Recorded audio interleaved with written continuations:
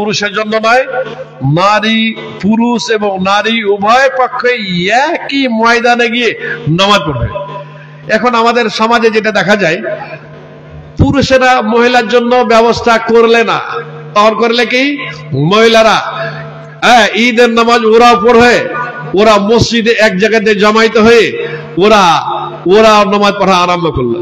তো আল্লাহ রসুলের যুগে, সাহাবার যুগে, তাবে কোন মুহাদ্দিসিনের যুগে কি এরকম সিস্টেম ছিল যে পুরুষেরা এক জায়গাতে ঈদের নামাজ পড়বে আর মহিলারা আর এক জায়গাতে ঈদের নামাজ পড়বে?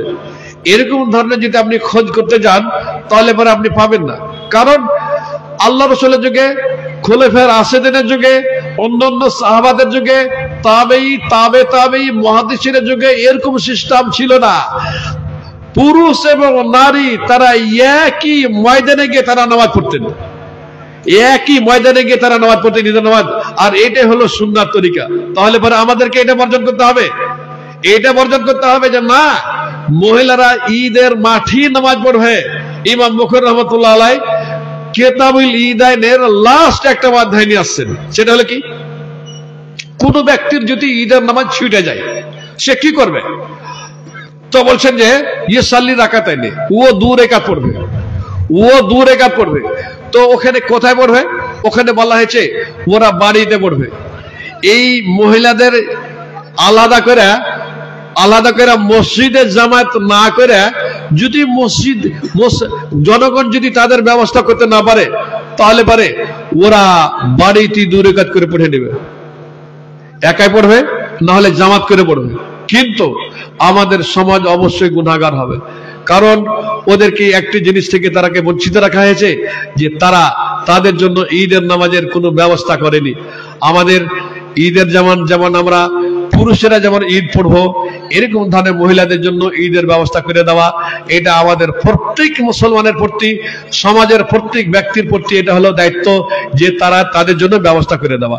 যাই হোক, আমাদের যেটা সিস্টেম যেটা আছে, আল্লাহ তাআলা কখন যে মানুষকে এই ধরনের বুদ্ধি বা জ্ঞান দিবেন, বিবেক দিবেন যে ওদের জন্য কি করবে, ব্যবস্থা করবে।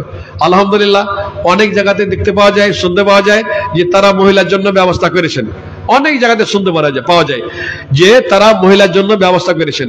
এখন বর্তমানে যে সমস্ত ছোট ছোট ঈদগাহ গালাও হয়েছে, ওগুলোতে দেখা যায় যে তারা ঈদের ব্যবস্থা মহিলার জন্য করেছেন। ইসলামপুর আগে করেনি, কিন্তু এখন করেছে। আমরা দেখতে পাই আরো বিভিন্ন জায়গাতে যে তারা মহিলার জন্য ব্যবস্থা করেছেন। আরো অন্যান্য জায়গাতে খোঁজ খবর নিয়ে দেখেন যে তারা মহিলার জন্য ব্যবস্থা করেছেন। কিন্তু এরকমটা নয় যে মহিলারা আলাদা এক জায়গাতে পড়বে আর পুরুষেরা আলাদা এক জায়গাতে পড়বে। যাই হোক, আমি বিস্তারিত বা দীর্ঘায়িত অত বক্তব্য রাখার আমার ইচ্ছে নেই। আমাকে বলা হয়েছে যে কিছু প্রশ্ন আপনাকে করা হবে, আর প্রশ্নের আমাকে উত্তর দিতে হবে। 1 নম্বর প্রশ্ন হচ্ছে যে বিতর নামাজ 3 রাকাত একই সালামে পড়বে না কিভাবে পড়বে? এটার বিতর নামাজ পড়ার সিস্টেমটা কি নিয়মে পড়বে, প্রশ্নটা আমার কাছে প্রথম করা হয়েছে। কিছু কিছু প্রশ্ন আমাকে ফোনে করেছে, ওগুলো প্রশ্ন তা আমি উত্তর দিব। মা আয়েশা আল্লাহ পাকের রাসূলের এই তাহাজ্জুদের নামাজ, তারাবির নামাজের ব্যাপারে পুরো বিবরণ দিয়েছেন। মাসরুক বলে এক বিখ্যাত তাবী, উনি মা আয়েশাকে জিজ্ঞেস করলেন যে আল্লাহ রসুল রমজান মাসে কয় রাকাত পড়তেন? উনি বললেন রমজান এবং অন্যান্য মাসে 11 রাকাতের বেশি পড়তেন না। 11 রাকাত এভাবে পড়তেন, ইসাল্লি আরবান, 4 রাকাত পড়তেন। ফালা তাসালান হুসনাহিন্না ওয়া তুলাহিন্না, তার দীর্ঘায়িতা এবং তার কি উত্তম ভাবে পড়তেন, ভালোভাবে পড়তেন জিজ্ঞেস করিও না। এবং তারপরে 4 রাকাত পড়তেন এবং তারপরে 3 রাকাত পড়তেন।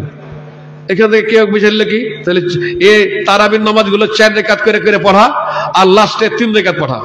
মায়েশার একটা হাদিস বুখারী এবং মুসলিমের। বুখারীর আরেকটা হাদিস দেখেন, মায়েশা বলছেন ইসাল্লি আহাদা আসারা রাকাতান, আল্লাহ রসুল 11 রাকাত পড়তেন। ভালো করে দেখেন, একই জনই বলছেন আল্লাহ রসুল 11 রাকাত পড়তেন। কিভাবে পড়তেন? ইসাল্লিমা